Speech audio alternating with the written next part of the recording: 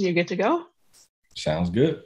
All right. Hello, everyone. Welcome to the Talk to Danielle show. I am Danielle C. Baker. And on today's episode, we will be featuring dads again. I invite you to watch a previous episode that I did on the father figure that matters. And today we're going to be talking about changing the narrative and how it is important to give a positive image to fathers.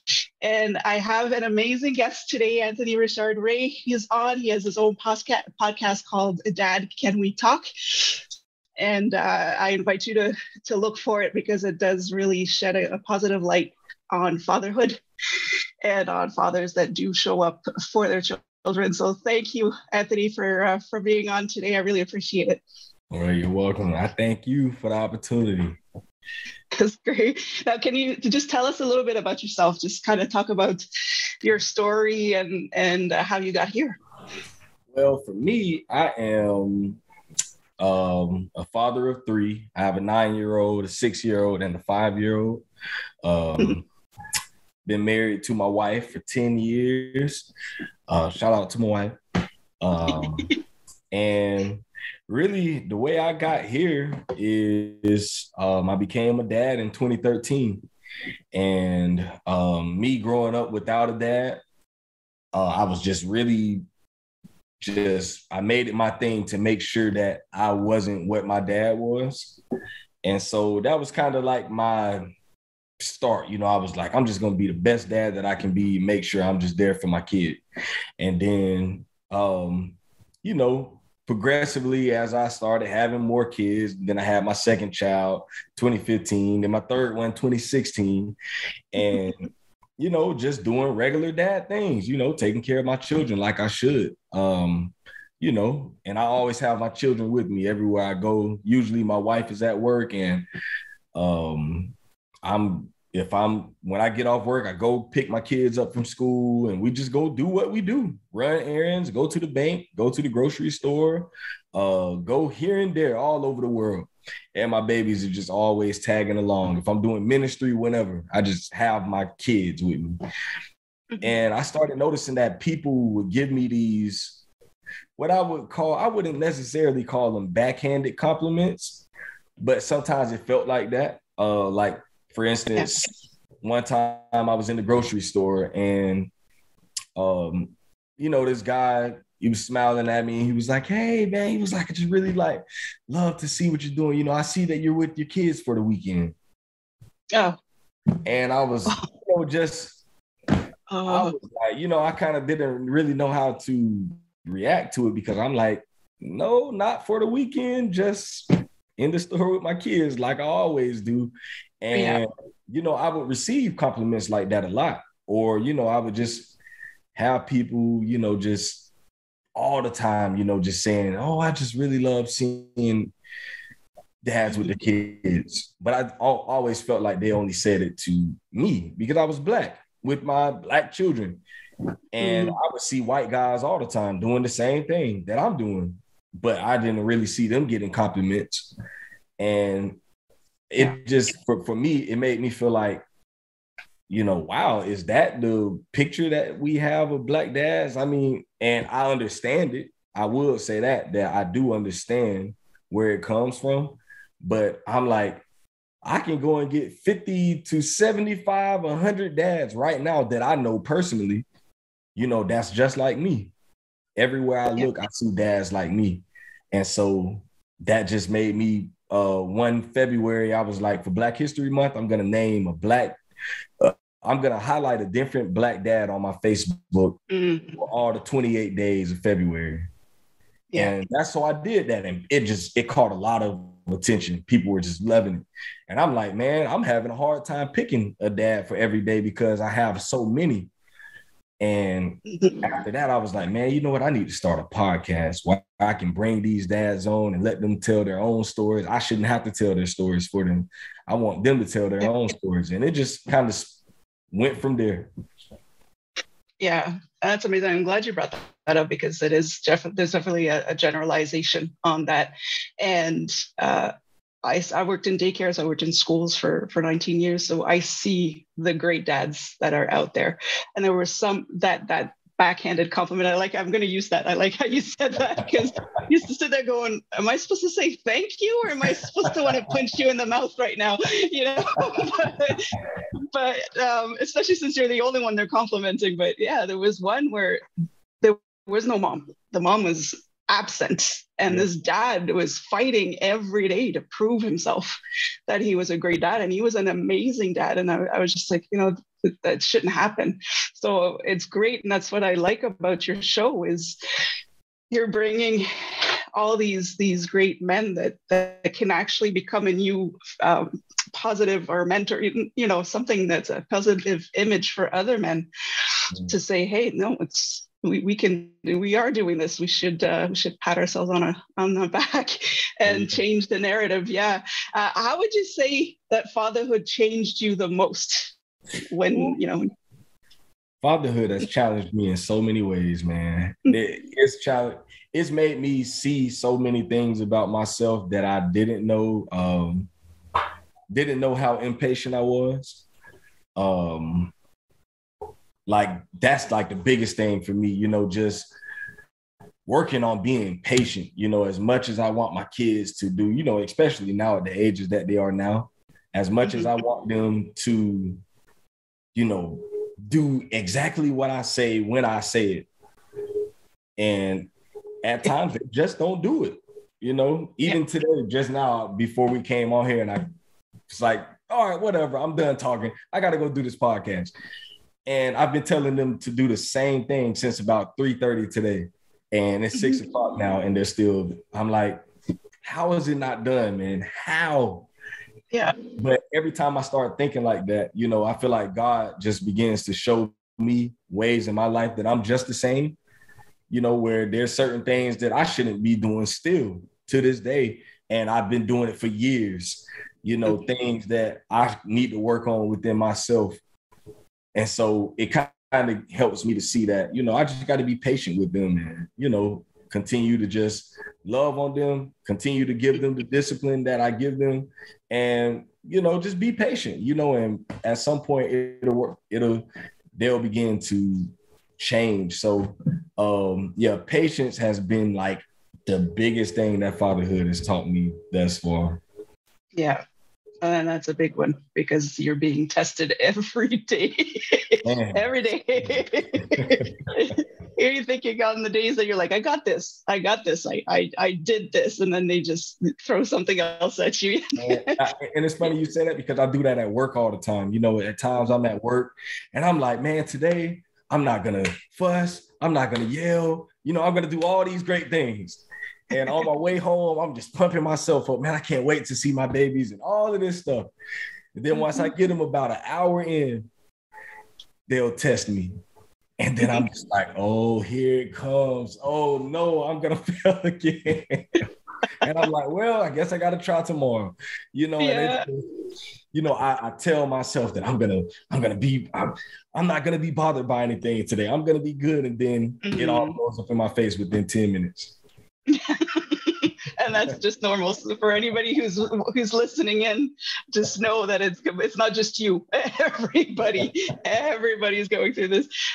What would you say, or did you have anyone, or was there anything that was kind of served as a role model for you to show up for your kids the way that you do? Ooh, not necessarily. Not really growing up. Once I did have my kids, though, at that time in my life, I was in a good place. So I had my pastor on my side, and he taught me a lot, and he helped me a lot with just dealing with the whole fatherhood and just this whole new life that I was in. And there's a couple of other guys at my church, my friend Jason King, my man Ralph Robinson, my man Sean Nico, just these guys that were around me at that time. And they were all dads. So when I met all of them, they were all married with kids. And I was just this young kid that came into the church. And I'm like, wow, these are some different guys. I'm not used to hanging around guys like this, but it was good to see them. And then also my oldest brother, he was a single dad at the time.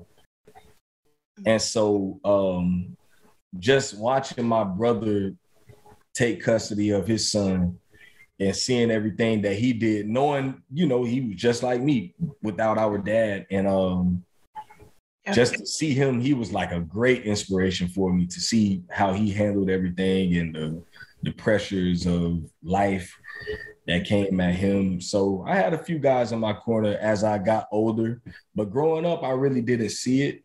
I really didn't have anyone there. But, I'm thankful for the guys that I did have once I did have kids. I'm thankful that I had a support group. Yeah. Yeah. And you did mention that sometimes you just see it in a way where you see things growing up that you're thinking, that's not how I'm going to show up as a dad. So indirectly, it kind of influences you at the same time. But I wanted to know, actually, that I like to make the fun stuff and say, what do you like to do with your kids? I know the kids are different. They have different personalities, but what would you say is your favorite thing to do with your kids? It's a lot of things we do. What I found lately, I really like watching them read. My son, he's just now reading.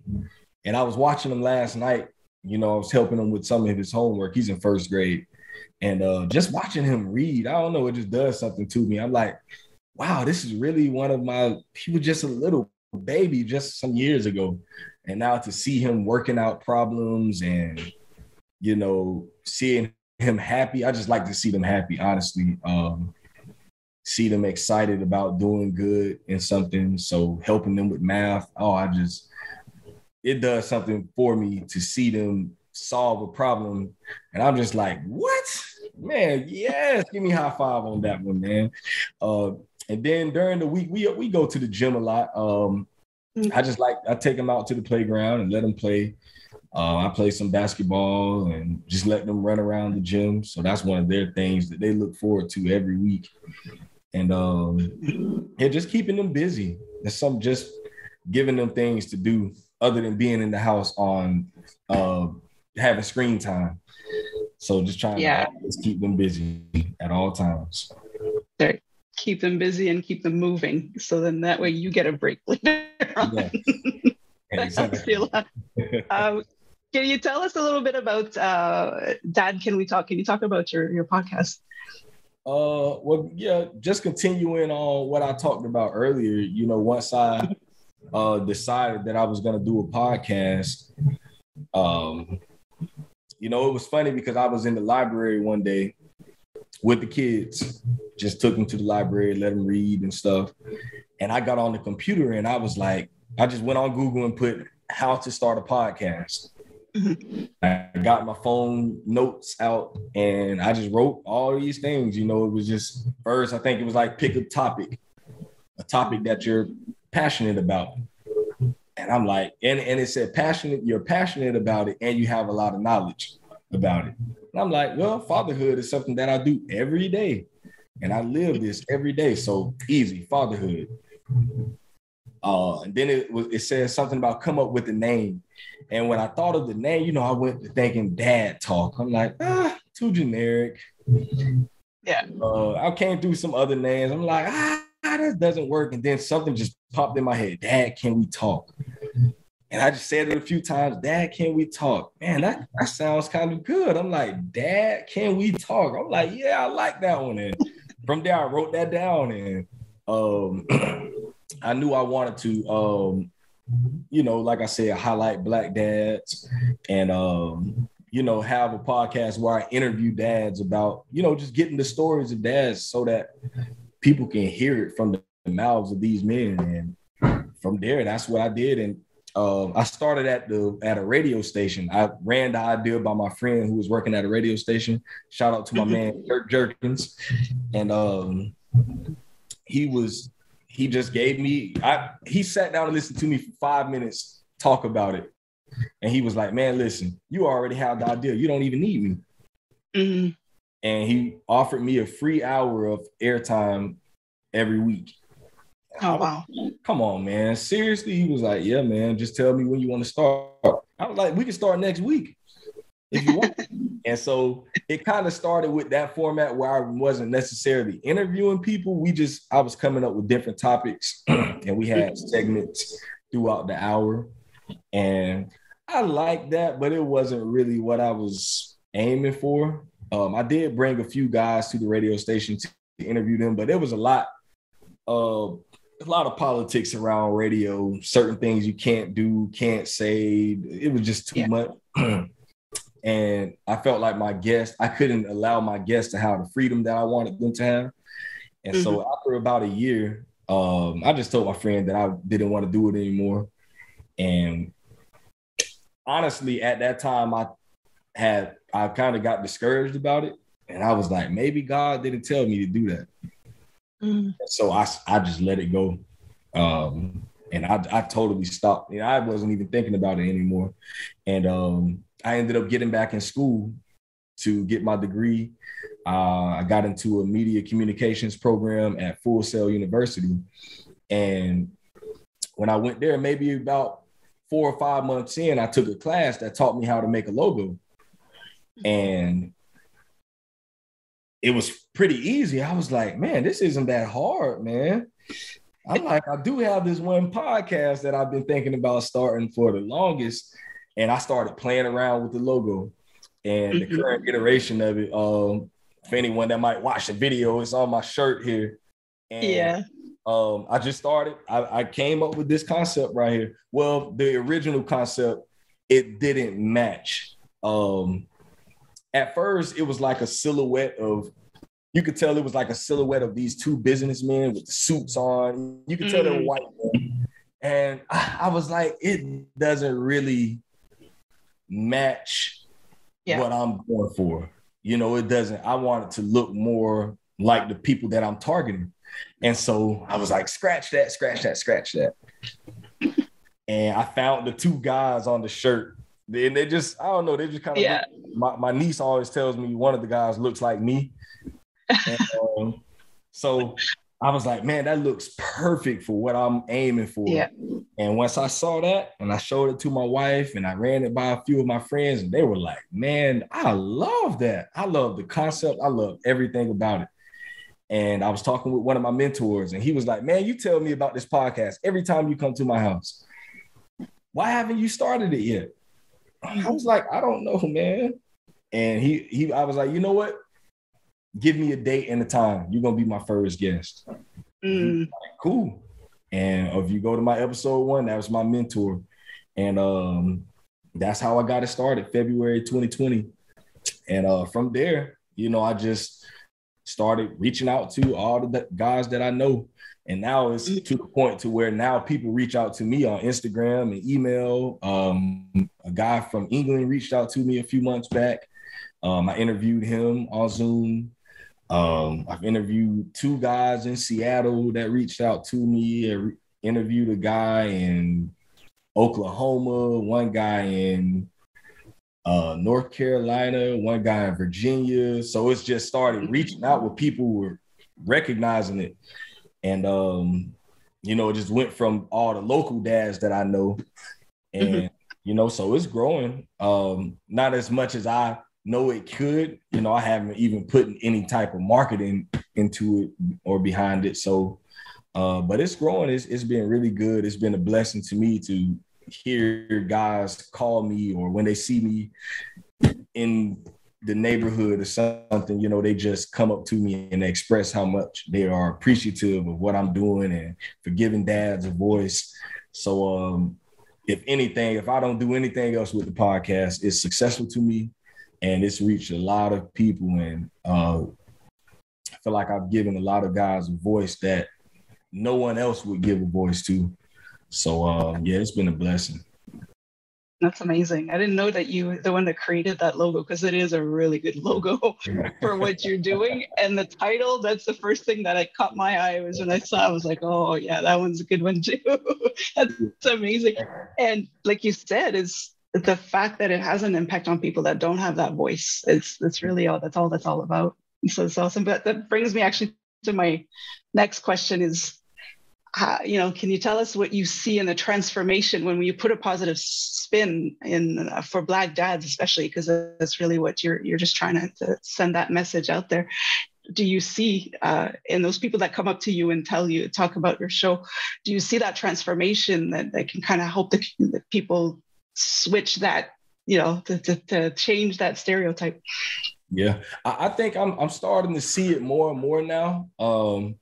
It's funny because now people are starting to recognize me. I was doing DoorDash the other night, and I was just sitting inside of a Wingstop waiting for this order, and there were two guys over on the corner talking. I knew one of the guys. I didn't know him, but I just know of him. And they were just sitting talking, but the other guy, he just kept looking at me. I'm like, oh, okay, cool. Maybe he knows me.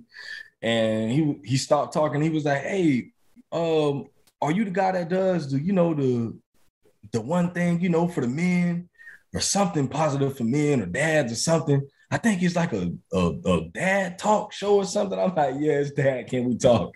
And he was like, man, hey, listen, I like what you're doing. And it just, I'm like, this random guy that I've never met, there's people that recognize me just here in my city. And, just from a dad standpoint, dads are just so appreciative because, sometimes I interview dads that, like I say, some people would never even give these people the time of day.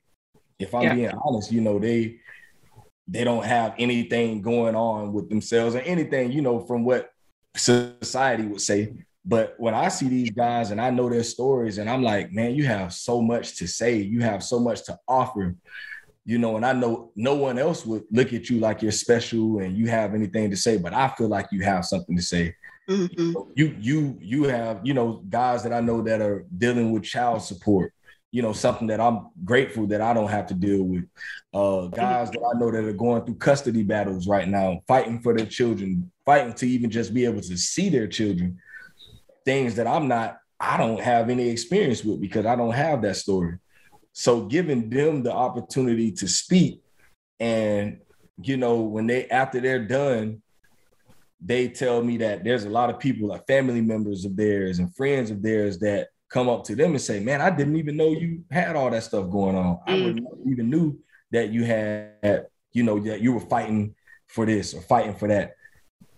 And because of that one interview, and me asking them questions and allowing them to speak for themselves, it gives people clarity. Like, man, sometimes you can think you know what someone is going through until you sit down and actually talk with them and hear from them, because we hear certain things about people and we might assume, oh, okay, they're going through this, or, oh, I know what they're going through. But you don't know unless you sit down and talk with them. You can't say you know what that person is going through. And so I'm very big on that. So I'm big on sitting down and getting understanding, even if I don't agree with people. There's people that's come on the podcast that say things that I don't agree with, but I understand it once they tell me. I'm like, I understand why you might feel that way. And I understand why you think that way.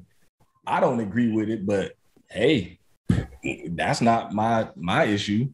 I want you to get your story out there. So to be able to give dads that, and women, so many women have come to me since I started this podcast and just told me how much they appreciate the podcast, because they're like, you actually get men to talk. I wish I could have got my cousin to talk, or I wish I could get my brother to talk, or even their dads sometimes, to be able to hear their dads verbalize certain things. One of my friends came on, and his daughter, I remember talking with his wife and his daughter, and they was like, we had no idea you even felt certain ways, things that you said, because a lot of times men, we don't verbalize these things, so exactly. The big thing too with the podcast, I really wanted to help men feel safe to talk. And that's what's beautiful about the show, because you really said something pivotal here. Is men are not supposed to express their frustrations. They're not supposed to show that they're struggling. They're supposed to just bury it all down and just hope that they don't blow up like a pressure cooker. And they have no outlet and nobody can really understand. So I've noticed that even 5 years ago, there weren't that many dads for dads group. Yeah. And there's more and more of these. And it's so important to have the support for men, because otherwise, the stats are there. Men have health issues later on, anger issues, heart problems, everything, all of that stems to the fact that. I love that Go you ahead. said that, because when I first got the idea for Dad Can We Talk back in 2017, another reason why I wanted to start a podcast myself, because I'm an avid podcast listener. So when I went to search for podcasts, there was just a few dad podcasts out there. If you go and search today, you can find a plethora of them. They're everywhere. But back in 2017, there weren't podcasts out, especially on fatherhood, and especially Black dads, because I did find a few guys. There was this one white dad that I would listen to, and then there was this one podcast with the two dads on it, and it was a good podcast, but I was like, it's not really, something that I can necessarily relate to. I think if I'm thinking about guys that I know right now, would they listen to this and be able to relate? They probably wouldn't. And so I'm like, man, let me start one that speaks of fatherhood from a Black man, from a Black dad's perspective, where we talk our own language, where we can understand one another and be able to relate. And there was none. I searched YouTube, I searched Apple Podcasts, I went on Google, and I just couldn't find it at that time. And so when I started it I actually got it into what it is now in 2020. But back when I was at the radio station in 2018, there was nothing. There was nothing. And you're right. You need to find an out where people will understand your reality. And sometimes you don't get that out there. So your show is helping a lot of people. I'm going to change it up a little bit. And I'm curious to know, with your life experience, what kind of wisdom have you picked up along the way that you said, I definitely want my kids to know this so it can make their life a little easier? For one, it's something that I tell my kids even today. Don't be like Dad and wait until you're in your 30s to get your degree when you have a wife and kids. Don't do that. Don't wait that long. It's possible. I did it, and I passed with I think 3.6, 3.7 GPA. So I did it, but there were so many hurdles that I had to jump. And even still today, I got my bachelor's degree back in December. And it's so difficult for me to change my career now, because I work in a warehouse right now, and warehouse pays. And so with me having 3 kids and a wife and a house that we just bought 2 years ago, I can't just up and jump and switch careers. And this is an entirely different career. I've been in warehousing for the last 10 years. And it's been very difficult, because I know that most likely if I'm going to find the work that I want in my career, I'm going to have to, for one, relocate probably to a bigger city.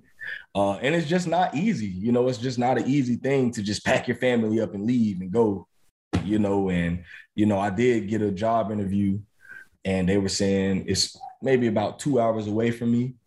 And they were saying that I could work remote 3 days, but I would have to come to the office 2 days. And so they were worried about the commute, if I would be able to commute. And I'm like, yeah, that's kind of hard. I'm like, man, if I just would have did this stuff earlier in my life before I got this deep into, my family and all of these things, that's something that I tell my kids right now.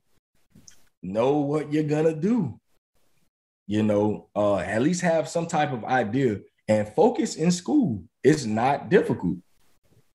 For some reason, I just didn't, I went to college right after high school in 2007 when I graduated. And I spent the next 4 years horse playing, thinking that life was a joke and I got time and I'm still young and all of that. man, I'm paying for all of those decisions, 15 years later, because I thought, I couldn't see to today. I didn't know that, at one point I would want to be serious about life, and I would have kids that are looking up to me and a wife looking to me. I didn't see that at that time. So that's something that I tell my kid. I was just telling a young man yesterday that I was talking to him about graphic design, telling him, look into it, man, look into graphic design, web design, just start looking, because he was telling me he wanted to play basketball. I'm like, yeah, that's good. But even NBA players, they retired 35, 32, 30 years old, and they have to have a career after that, so don't bank on that. Have something that you can do just in case basketball doesn't work. Know what you want to do, man, and have some type of career path in mind, so that you don't be like me, 32 years old, trying to take classes, doing online classes full time, trying to juggle kids. It's too much. Right. Headache. Yeah. I mean, you get it done, but if you can make it easier on your kids, right? You just, that's something. And again, you made a really good point there, because a lot of people don't understand that reality, because I did also go back to school later on. And it's that reality of, I want to change my career. I want to change my life, because I went through all this for that. But the reality of the life is, you can't just up and leave and up and change career, or take a pay cut right away, or lose benefits.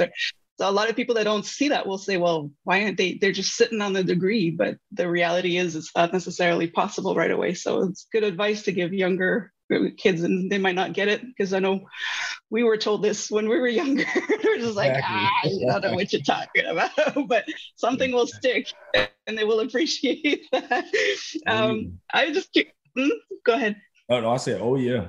Oh, yeah, that's right. No, I'm just curious to know, can you tell us if, how many times have you been told that you do a great job as a dad, and not just a weekend dad, but as a dad? How many times are you told? I get told I'm a good weekend dad a lot. I can't believe it. I just had to say it, because that just floored me when you said it. I'm like, I can't believe it. But I do get a lot of compliments, and I'm learning to really take the compliments in stride, because everyone doesn't have bad intentions. Some people really do look at it and say, wow, I really like what you're doing. And like I said, I do understand it, because there are a lot of kids that don't have dads, and me being one of them. And I'll even say that about my dad. My dad has made an effort. And I love my dad right now. We talk every week now. And as I've gotten older, we have built a great relationship. So shout out to my dad. But growing up, that wasn't something that I saw. But I just do think it's really important right now, for me to learn to accept those compliments, because there are a lot of people that do that. They do. Hello, there's a kid walking by my house. But I love that. But I do get the compliments, and like I say, so I've learned to just take them, and it's just sometimes just random people. One day I was walking down the street with my kids. We just went on a walk, and this woman drove past us. And she turned her car around, and she came back, and she was like, young man, I really, really, really appreciate what you're doing. And I just want to turn around and tell you that I just love to see you spending time with your children, putting in the quality time. And I was like, wow, thanks. And it's, it's just something that people do a lot, like I say, in the grocery store, or I was in the library again with my kids earlier this week. And the librarian told me that she was like, I just really like to see dads coming in with their kids, and, you're making sure that reading is something that they do, and that's very important. And I just really appreciate you. So I hear it a lot, from multiple people, guys at my job.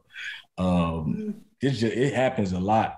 So at times sometimes I'm like, are you just saying that because I'm Black? but and I'm learning to just really be able to accept that, because everyone doesn't have bad intentions, so I'm really learning to just accept it. That's good. Take the compliment, even if you think it's a little shady. You just gotta take it. Because dads don't get compliments that often, I find, and it's important to take them. What would you say? What kind of advice or support you think that men would need when they're about to become fathers? When this is the first one, it's terrifying, it's exciting, it's all sorts of stuff. What kind of advice or support do you think that men need when they're about to become dads? I would say, so much. I think for me, the biggest thing was learning your child's cry, learning that children have different cries. I used to panic every time my baby would cry. Oh my God, I would panic. And so my wife and I, we would alternate, one night she stays up with the child, the next night I stay up with the child.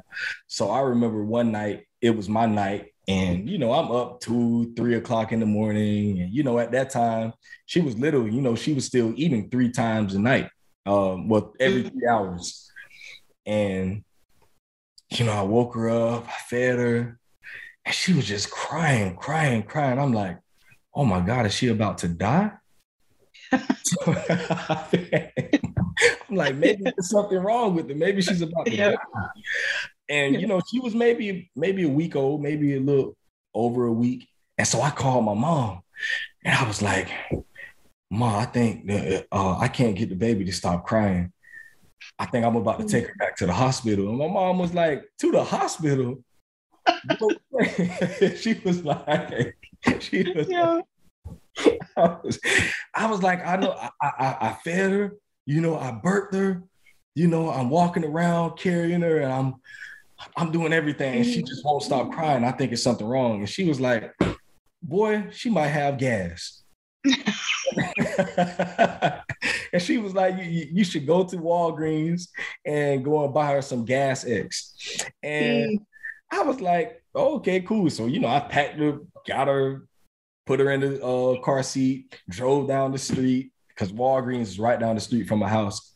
And what I found out 2 things that night. I found out that if you get in the car with the kids and you drive, they will go to sleep. Yes. So she was crying all that time. And once I got her in the car, 1 minute down the street, she was asleep. And I was like, huh? It's been like 30 minutes. So I went in the store, I got the Gas X, we got back home, I gave her a little bit of that, and she let out her poop and went to sleep. I was like, wow, that's so simple, man. But, thankfully my mom told me what she told me, because I was really considering taking her to the hospital. Because I'm like, there has to be something wrong with her. That's awesome, because you can laugh about it now, but it was real when it was happening. It was real. It was real. So, just knowing that type of stuff. And once I got to my second child with my son, I knew, like, when he cried, I'm just like, he's just crying because he wants someone to hold him, or he's crying because he's hungry, or he's crying because he needs to be changed. I found out the different cries of his, and I just knew, people would hear the baby crying. I'm like, oh, there's nothing wrong with him. He's all right. He's cool. He wants me to hold him. He's trying to get my attention. But there's other times when there's really something wrong with him, and I just knew the cry. I'm like, wait, there's something wrong this time. So I would say that, because that's a real panic button that you can hit, when you can't get the baby to stop crying, and it messes with your psyche, just psychologically, it can really bother you. Oh yeah. You feel so powerless and helpless. And as a dad, especially, because you feel like that as a mother too, but as a dad, I can only imagine you're supposed to be the protector, and this child has got you, like, you just have no idea. Thinking, what kind of dad am I going to be if I can't even make it stop crying? So yeah, Yeah, that's a good advice. Know the cries and call your mom. Yeah. Or your dad. But yeah, they will know, and listen to them because they know. Yeah. I asked this question at every interview because I made a promise to a little girl that kids are asked this question all the time. And she was interviewing adults for a school project about 3-4 years ago. And the adults wouldn't answer and she would get frustrated. Yeah. And her mom was just like, maybe you should stop asking because it's obviously not a quiz. And she's like, no, somebody's going to get it. And when she asked me, I answered. And she got all excited. And so I told her that for every interview, I would ask the same thing. And that question is, what do you want to be when you grow up? Ooh. What do I'm still trying to figure out. I am trying to figure it out, man. I'm 33 and still trying to figure it out. I will say this, and my wife agrees. She would agree.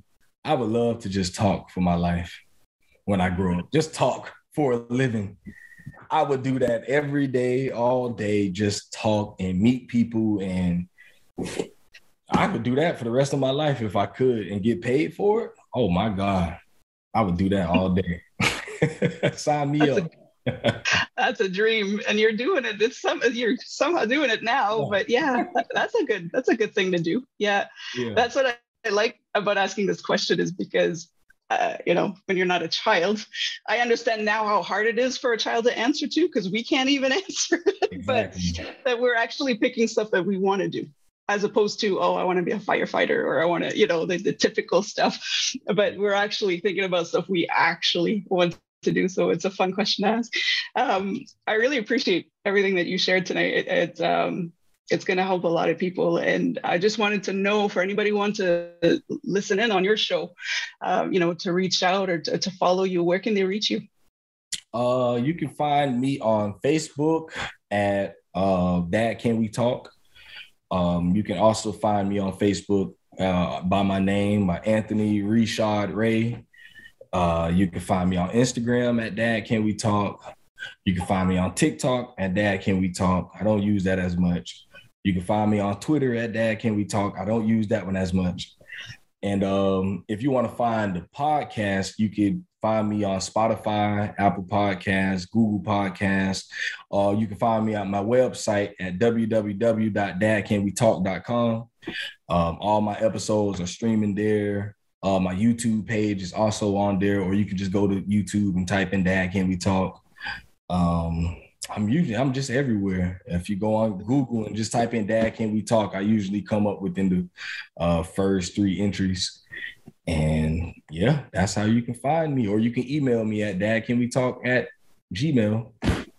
Nice. Well, thank you. And I'll add those in the description of this episode and then in the comments as well. And I invite anybody who's listening as well to chime in and to talk with us and put in your comments. Don't be afraid to tell us what you think about all this. And if you have any wisdom you'd like to pass on, we'd always appreciate it. So I want to thank you. Thank you so much for coming on. I could talk to you all day about this stuff, and I love the work that you do. So thank you again for joining in, and for everybody listening. Until next time, stay safe, stay awesome, and we'll talk soon. All right, thank you.